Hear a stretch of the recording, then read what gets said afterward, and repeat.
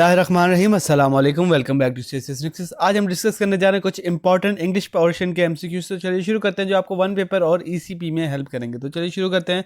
शुरू करने से पहले मैं आप सबसे रिक्वेस्ट करूंगा, अगर आप हमारे चैनल बने हैं तो कहानी हमारे चैनल को सब्सक्राइब कर लें, हमारी वीडियोस को लाइक करें, ज़्यादा से ज़्यादा शेयर करें। Choose correct active passive voice. Correspondingly अगर एक्टिव दिया होगा तो हमने करेक्ट पैसिव वॉइस, और पैसिव दिया होगा तो करेक्ट एक्टिव वॉइस चूज करना होगा। She writes a letter. Question number 1 है ये हमारे पास। जब भी आपने एक्टिव पैसिव करने तो आपने एक चीज़ लाजमी करनी है कि आपने सब्जेक्ट, वर्ब और ऑब्जेक्ट को जो है ना आइडेंटिफाई कर लेना है। उसके बाद आपने क्या करना है, ऑब्जेक्ट शुरू में आ जाएगा, वर्ब की थर्ड फॉर्म नीचे आ जाएगी और सब्जेक्ट शुरू एंड में चला जाएगा। तो चलिए देखते हैं। A letter is writing by her, ठीक है, इसमें मसला है एक, लेकिन ऑब्जेक्ट इसने शुरू में लेकर आ गए हैं और शी को हर में चेंज करके एंड में ले गया है, ठीक है। और वर्ब की थर्ड फॉर्म आनी चाहिए थी, कॉन्टीन्यूस फॉर्म यहाँ नहीं आनी चाहिए थी। क्वेश्चन अब पार्ट सी देखते हैं। A letter was written by her, ठीक है। जब भी प्रेजेंट होगा तो उसको हम पास में कन्वर्ट कर देंगे, ऐसा तो नहीं होगा। A letter has been written by her, ये भी सही नहीं है, ये भी सही नहीं है, तो जो टेंस है वो चेंज नहीं होगा। A letter is written by her, देखें प्रेजेंट था तो इज़ ही आएगा। A letter is written by her is right answer. Next part की तरफ चलते हैं, and that is choose the active form. An email was sent by the manager. अब हमने रिवर्स करना है, ठीक है, क्योंकि ये पैसिव वॉइस गिवन है, एक्टिव फॉर्म में जाना है हमने। तो जब हम रिवर्स करेंगे तो ये सब्जेक्ट बन जाएगा, ये हमारे पास ऑब्जेक्ट होगा और ये है वर्ब। इसको अब हम उल्टा करेंगे। The manager sends an email, ये तो सही नहीं है क्योंकि ये प्रेजेंट में है। The manager has sent an email, ये परफेक्ट में है, ये भी ठीक नहीं है, ये परफेक्ट टेंस है और ये प्रेजेंट टेंस है। The manager will send an email, ये कॉन्टीन्यूस या फ्यूचर टेंस में चला गया, तो ये भी ठीक नहीं है। Right answer is this, the manager sent an email. Next question की तरफ चलते हैं, and that is they will announce the results tomorrow. They will announce the results tomorrow. They क्या है, सब्जेक्ट है, अनाउंस क्या है, वर्ब है, द रिजल्ट क्या है, ऑब्जेक्ट है। The results are announced tomorrow, ये ठीक नहीं है। The results will be announcing tomorrow, ये भी ठीक नहीं है। The results will have been announced tomorrow, ये भी ठीक नहीं है क्योंकि यहाँ पर परफेक्ट है, फ्यूचर है, प्रेजेंट है, जबकि टेंस चेंज नहीं होता, कॉन्टीन्यूस है तो कॉन्टीन्यूस में रहेगा। The results will be announced tomorrow, that is right answer. Next question की तरफ मूव करते हैं, and that is choose the active form. The work has been completed by the team, यानी कि अब ये परफेक्ट है तो हमें परफेक्ट ही देखना पड़ेगा। The team completes the work, ये प्रेजेंट है। द सी की तरफ देखते हैं, the team completed the work, ये पास्ट है। The team will complete the work, ये फ्यूचर है, ये भी ठीक नहीं है, तो right answer is this, the team has completed the work. क्यों, क्योंकि ये भी परफेक्ट है और ये भी परफेक्ट है। एक्टिव पैसिव वॉइस में टेंस चेंज नहीं करना होता हमने। नेक्स्ट क्वेश्चन की तरफ चलते हैं, and that is people speak English all over the world. English was spoken all over the world, नहीं ठीक।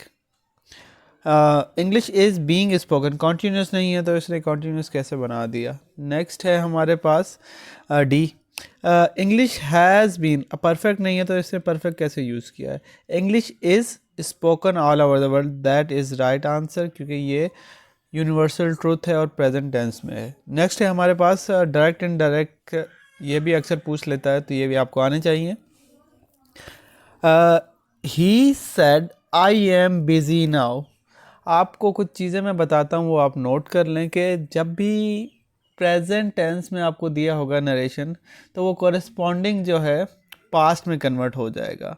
और पास्ट वाले जो है पहले तीन present past indefinite, past continuous, ये दो जो है ना आगे पास्ट परफेक्ट में कन्वर्ट हो जाते हैं। आइए देखते हैं अब। He said I am busy now, now को देन में कन्वर्ट करते हैं। He said that he was busy then, option A है ये। He said that he is busy now, he said that he had been busy now, ये perfect है, ये भी ठीक नहीं है। He said that he will be busy, ये भी ठीक नहीं है। He said that he is busy now, ये भी ठीक नहीं है। He said that he was busy then, ये ठीक है। He said that he was busy then, क्योंकि यहाँ पे प्रेजेंट टेंस था तो हमने इसको पास्ट में कन्वर्ट कर दिया।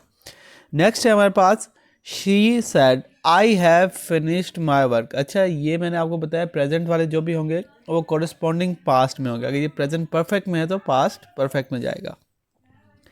She said, she says that she finished her work. She said that she had finished her work. She said that she finishes her work. She said she has, देखें ये भी ठीक नहीं है, ये भी ठीक नहीं है, ये भी ठीक नहीं है। ये प्रेजेंट परफेक्ट में है, ठीक है, ये प्रेजेंट में है, ये पास्ट में है। The right answer is B. She said that she had finished her work. That is right answer. Moving to next part, and that is the teacher said to me, do your homework. The teacher told me to do my homework. The teacher ordered me to do my homework. The teacher asked me that do my homework. The teacher said me to do homework, ये भी ठीक नहीं है, ये भी ठीक नहीं है। इन दोनों में से चूज़ करना है हमने। The teacher told me to do my homework. The teacher told me to do my homework, ordered me. Teacher told नहीं करता, टीचर ने तो ऑर्डर करना, टीचर ने ऑर्डर किया कि अपना काम करो। The teacher ordered me to do my homework. Next question की तरफ चलते हैं, and that is he said where are you going. He asked me where was I going. He asked me where I was going, where I was going, और है he asked me are you going, he asked me where am I going। अब इसमें right option है option B, he asked me where I was going। ठीक है, question mark जब भी हम रिमूव करते हैं और पास्ट कॉन्टीन्यूस है, प्रेजेंट कॉन्टीन्यूस है, तो पास्ट कॉन्टीन्यूस में इसको हम चेंज करते हैं। ठीक है, और जब भी हम क्वेश्चन मार्क ख़त्म करते हैं तो सब्जेक्ट पहले आ जाता है और वर्ब बाद में आ जाता है। ठीक है, नेक्स्ट है हमारे पास she said will you help me. She asked him would he help her. She asked will you help me, ये तो ठीक नहीं है, मी तो नहीं कन्वर्ट करते मी में। She asked him if he would help her. She asked him if will he help हर। तो याद रखिएगा, जब भी किसी क्वेश्चन का जवाब येस और नो में हो तो आपने क्या करना होता है, तो आपने इफ़ चूज़ करना होता है। तो इफ़ वाले अब यहाँ पे दो सेंटेंस हैं, एक ये है और एक ये है। She asked him if he would help her, this is right answer. Will को हम वुड में चेंज करते हैं, विल को विल में नहीं रहने देते। नेक्स्ट क्वेश्चन की तरफ चलते हैं, एंड दैट इज़ एनालॉजीज से हैं, तो चलिए देखते हैं। Pencil is to write as knife is to, pencil से हम क्या करते हैं, राइट करते हैं, तो नाइफ से हम क्या करते हैं, कट करते हैं, तो A is right answer. Next है fish, bird is to fly and fish is to, bird क्या करता है, फ्लाई करता है, तो फिश क्या करती है, स्विम करती है। नेक्स्ट क्वेश्चन की तरफ चलते हैं, and that is book is to reading. Book से हम क्या काम करते हैं, रीडिंग करते हैं, और फॉर्क से क्या करते हैं हम, फॉर्क से हम पढ़ाई करते हैं। फॉर्क से हम ईटिंग करते हैं, कुकिंग तो नहीं करते और पढ़ाई भी नहीं करते उससे। नेक्स्ट है हमारे पास doctor is to hospital as teacher is to school. Next question की तरफ मूव करते हैं, and light is to dark as hot is to cold. She is interested dash learning French. तो जब भी आए इंटरेस्टेड तो in is right answer. She is interested in learning French. Next है हमारे पास he will arrive dash the airport at 5 PM। He will arrive at the airport at 5 PM।